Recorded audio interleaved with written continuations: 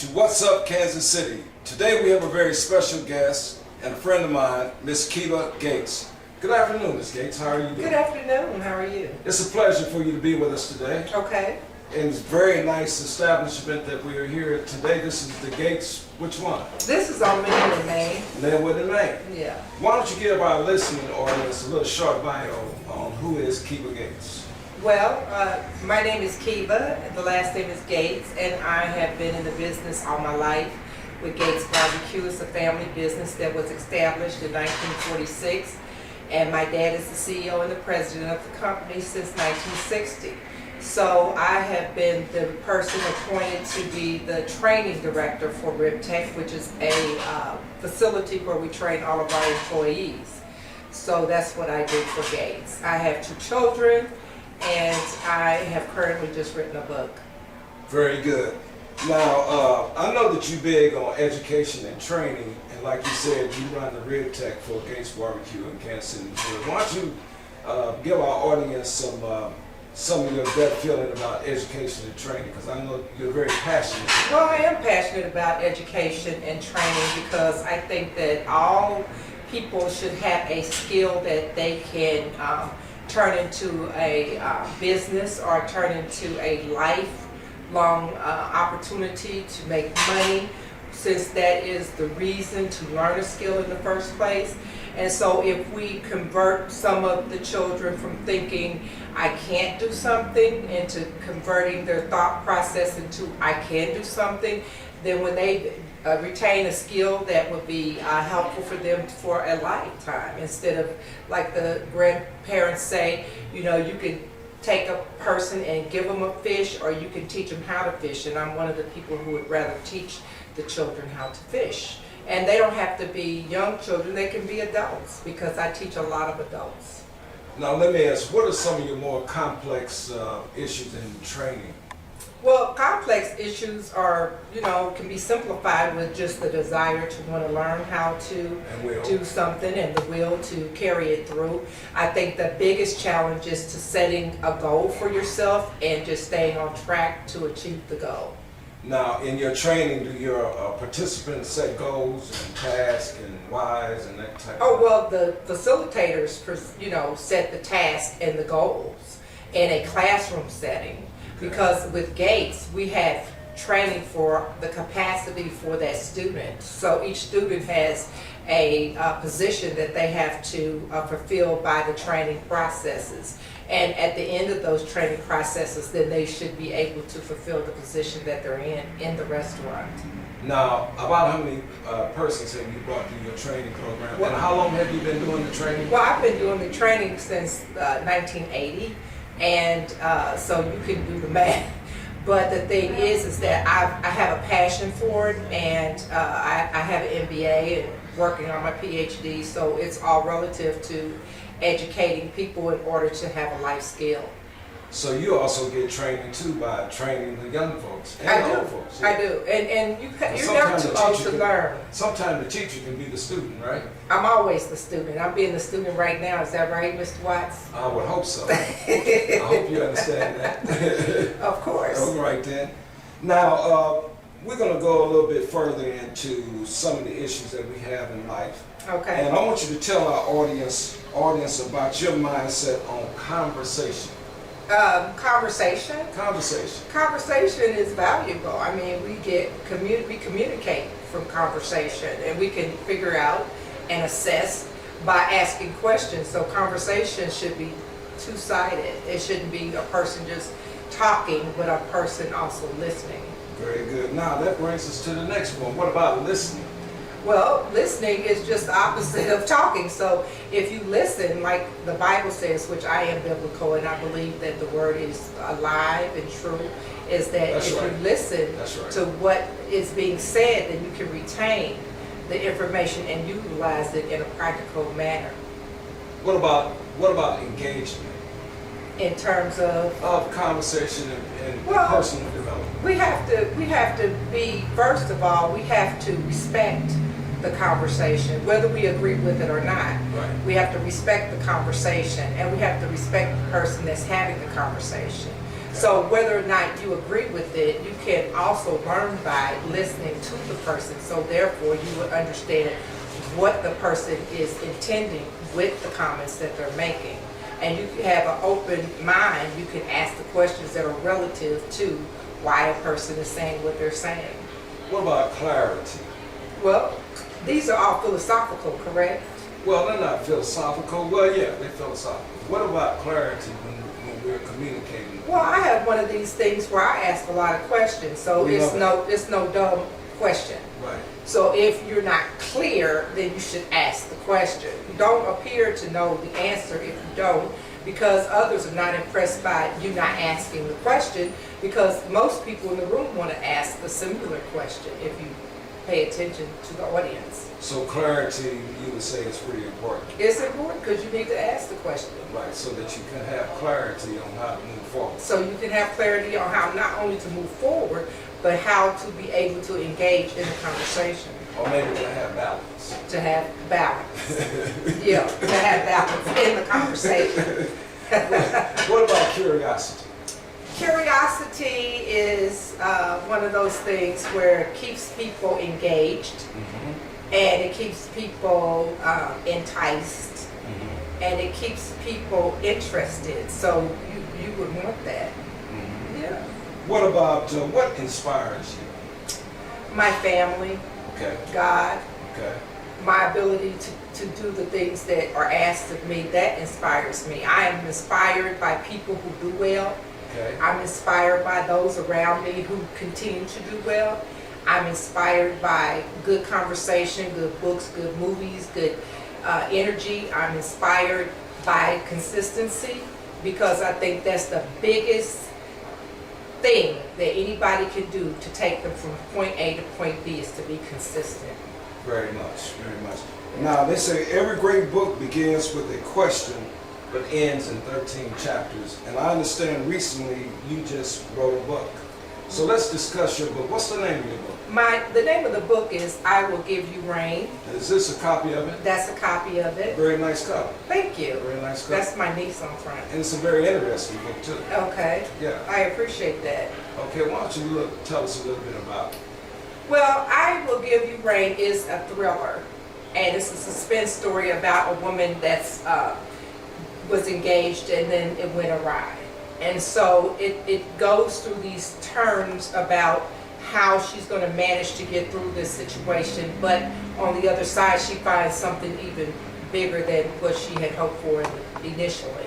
So I Will Give You Rain is what she finally discovers in her life. Building relationships. Not only building relationships, but discovering who she is in the course of building relationships. Okay. Because once you start building a relationship with somebody, it brings clarity to your own personality. Okay. Because some things you decide you don't want to do in a relationship, and there's some things you decide you will do, which you may have never done. So then you're discovering yourself in a way.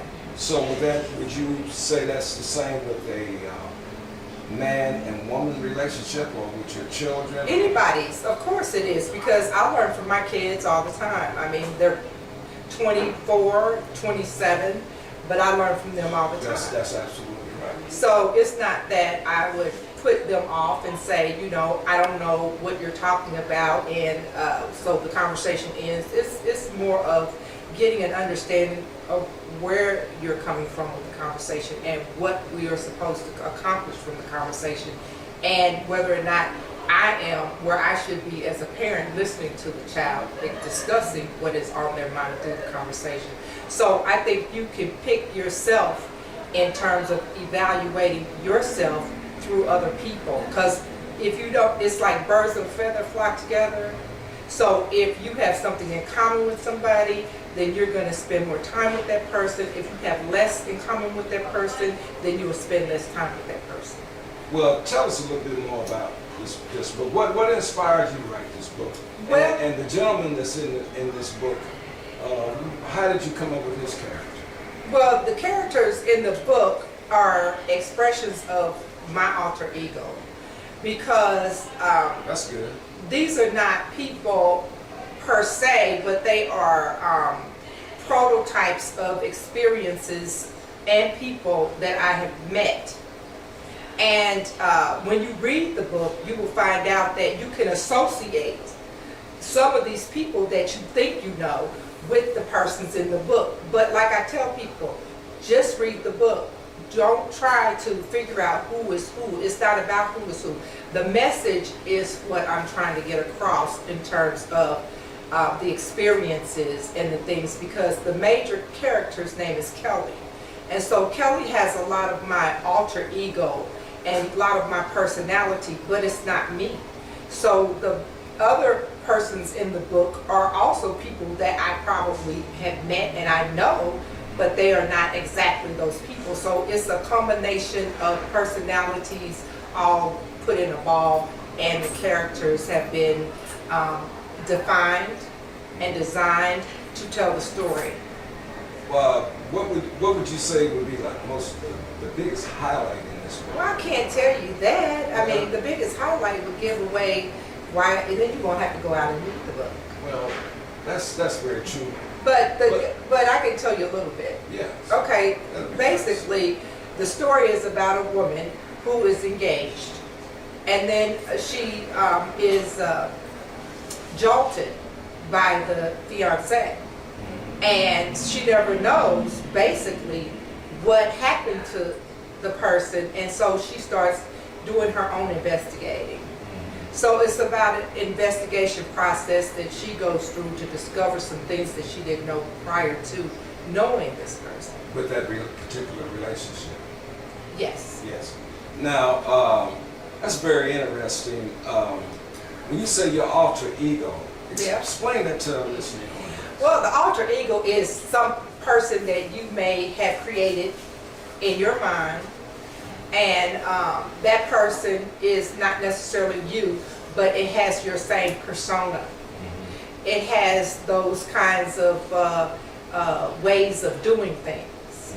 Like if you go to a restaurant and you have a concern about your product, my alter ego would bring it to the person's attention, opposed to maybe somebody else who's a little bit more reserved, if you will, and not say anything, but just not go back anymore. So I think that the person that I am and my alter ego is such that I would make mention so that I would continue to patronize that business.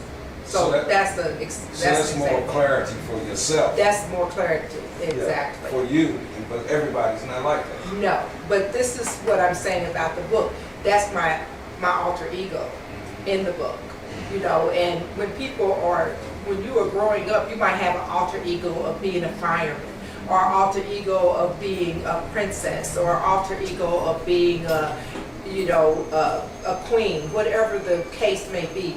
Those are your alter egos. So in your real life, you may not be that, but you still have the mindset as that person. Well, let me ask you a question. In your life now, are you playing out your alter ego? Is this, as you speak right now, are you where you thought you would be? I'm going where I think I am going, and that will be. Climbing. I'm still. Yeah, you never stop discovering yourself, whether it be your alter ego, or your id, or your ego. You're always, or your super ego. You are always going to that next level, and really surprised at yourself of the accomplishments you can make if you stay on track. A lot of times we get ourselves discouraged by the circumstances or by the conversations that people are having with us because we're not in the appropriate company of people who can bring something of value to our lives. That's right. So that doesn't enhance us, that prevents us. So we don't have that super alter ego that will take us to a next level. So we do have to put those things in our life that will help us to advance into those places that we dream about. The same wind blows on us all. It's just how we set ourselves. It's the perception. Yeah. Is the glass half full or is it half empty? Right. You know, I just tend to look at it as being half full. Right. And they say something's going to happen every 30, 60, 90 days. Something good, bad, happy, and sad, but it's how you manage. How you manage your life. Yeah, how you manage because if you look at it, all those things that come into your life. well, you know, if you think about it, we can all say, I'm tired. I think about my dad. I said, well, if he got tired of people not following the procedures, or him having to get up every morning early, or just tired of fooling with the nuances that come with owning a business, he could have said, look, in 1975, he could have said, look, I'm done with this. He didn't do that because he was thinking about somebody other than himself.